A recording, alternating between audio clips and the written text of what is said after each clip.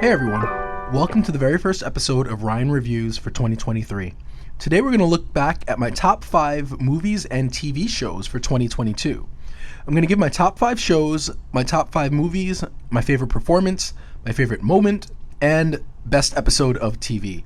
I want to be clear, this is not what I think is the best as far as quality, but just what my favorite TV and movies are of the year. So we're going to start with my top 5 favorite TV shows of 2022. I'm going to start with some honorable mention. So there are a few shows that I really liked, but just didn't quite crack the top 5 or 6, as you're going to see. So first was Reboot. Really enjoyed Reboot. It was a lot of fun. I thought The Boys had another great season, but I kind of felt like I already had a couple things that was in like season 2, season 3, so I kept it out. For the same reason I kept out What We Do in the Shadows, which I really enjoyed this year. And I also thought Yellow Jackets was great. And I really enjoyed White Lotus, which I had not seen season 1. Before seeing season 2, I really enjoyed that enough so that I went back and watched season 1. So now we'll get to my top 5 TV. And of course, for number 5, I have 2. So I've got a 5A and a 5B. Because I messed up when I did this list and I didn't want to kick one of these out. So we'll start with 5B, which for me is Severance.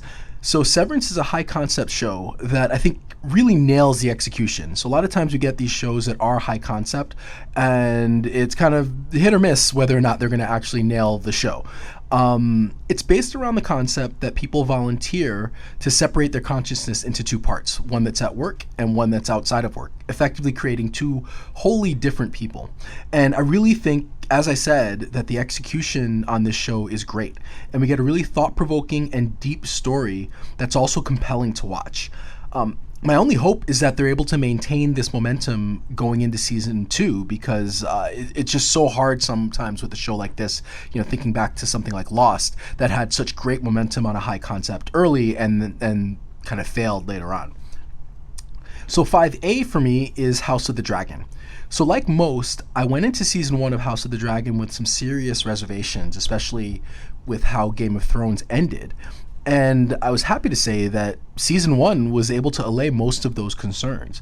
Season 1 was a great adaptation of the source material, and it was just as exciting as any season of Game of Thrones. While the pacing was an issue, it was necessary to get the story where it needed to be, and by the end I was really excited about what they're going to do with season 2. To me, this was just as good as any season of Game of Thrones. Number 4 for me is Atlanta seasons 3 and 4. So Atlanta gave us not only the 3rd, but the 4th and final season of the show in 2022. And it really capped off one of the greatest shows of all time to me. The seasons gave us everything. The shows were completely unpredictable, and you just had no idea what we were going to get, with like half the episodes not even featuring the main cast, but still providing just amazing content. The show was just bat crap crazy at times. It was thought-provoking at others. We just had some brilliant performances and just some of the best writing on TV. I think it's a show that is always swinging for the fences, and it rarely misses. I think this season, of the 20 episodes that we got for the 2 seasons, I can think of one that I didn't think was great. And everything else was just, it was out there and crazy, but it was awesome, and I think it's going to really be missed. It was just such a unique and different show. Number 3 for me is Peacemaker. So Peacemaker was a genuine surprise, which it shouldn't have been, since James Gunn is a terrific writer.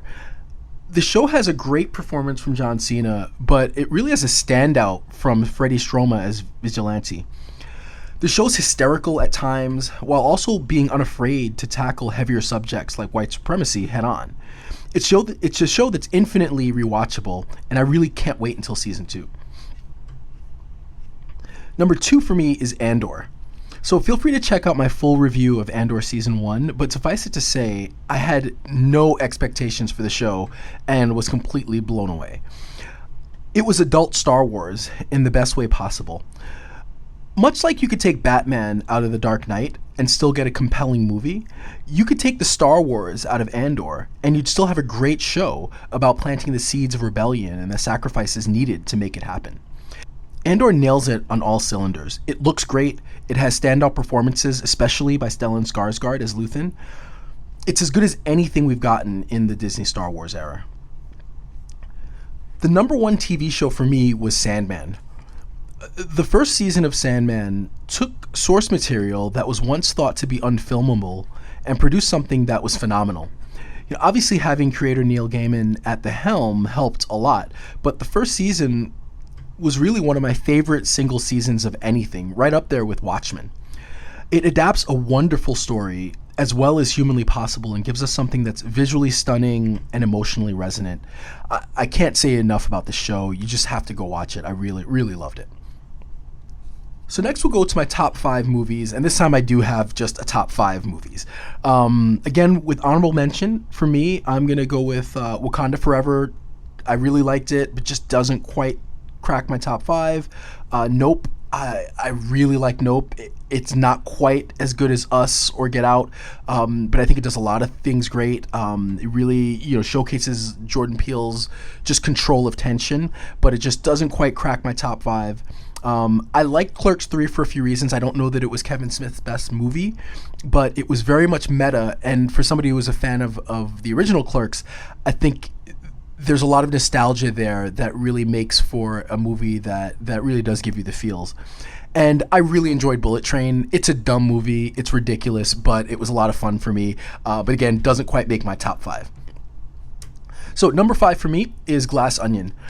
As a fan of Rian Johnson's previous work, including The Last Jedi, I was excited about Glass Onion, and it really didn't disappoint.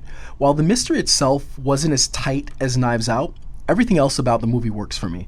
It was funny, it has an all-star cast, everybody's chewing scenery, the movie looks great, the locations are gorgeous, but also just the way it's shot continues to showcase that, to me, Rian Johnson's one of the best visual directors out there. In addition to the all-star cast, we get some great cameos, and I just can't wait for the next Benoit Blanc mystery. Number 4 for me is Guillermo del Toro's Pinocchio. It's a stunning movie. It looks amazing. It's filmed in stop motion, and it's just difficult to take your eyes off the screen. It's haunting at times. It's beautiful, but just creepy in the way that only Guillermo del Toro can do. And while it looks great, the story also is up to task. Guillermo del Toro adapts a story that we all know pretty well, but does it in a new and unique way, setting it in Italy during World War I and making the war, a central part of the movie. It's a moving story about love, sacrifice, and mortality, and again, definitely gives me the feels. Number 3 for me is The Woman King. I really enjoyed The Woman King. It was one of those movies that it's probably not as good as it made me feel. And I realized that it's not as historically accurate, and a cursory look at the Dahomey Kingdom would show that they were far more involved in the slave trade than the movie would have had you believe. But it's one of the most exciting and action-packed movies of the year.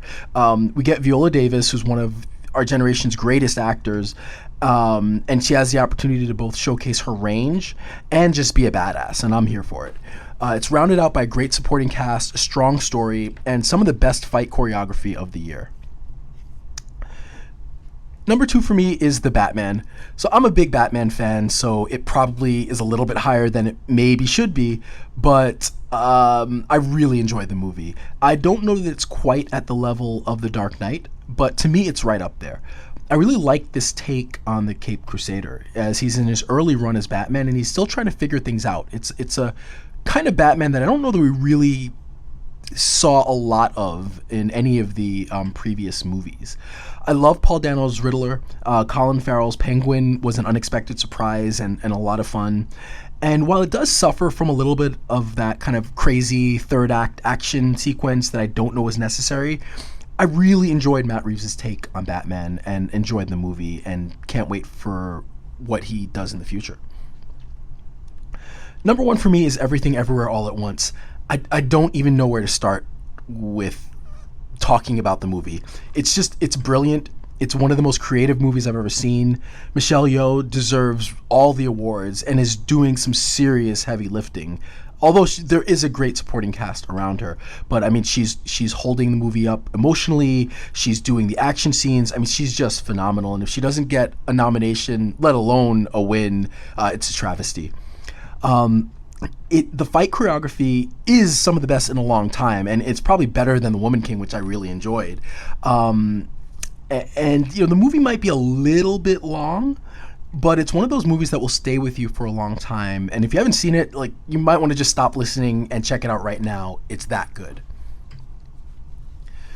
So that's my top 5 movies and TV, and then I'll just round things off with a couple more best for me of the year. So best performance for me this year, I'm going to give it to 2 people. Stellan Skarsgård as Luthen in Andor was great. And again, you could listen to my review to hear me gush about his performance even more.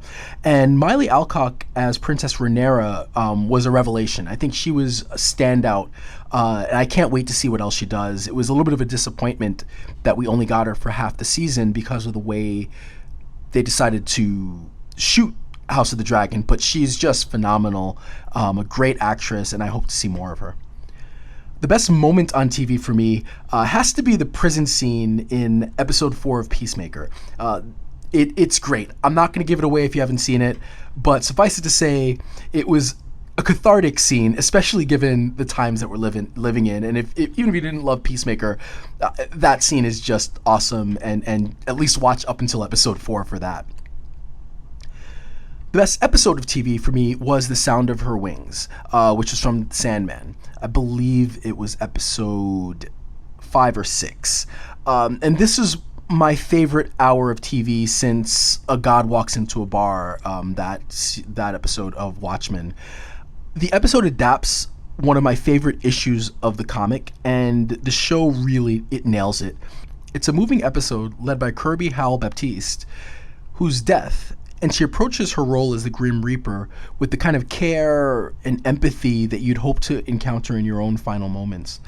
It's a moving hour of TV, and honestly, if you don't care about the show, do yourself a favor and just watch that episode. So that was my top 5 or 6 for 2022 for movies and TV. I hope you enjoyed. Please, if you haven't already, like and subscribe the show on whatever platform you listen to, and I'll be back next week.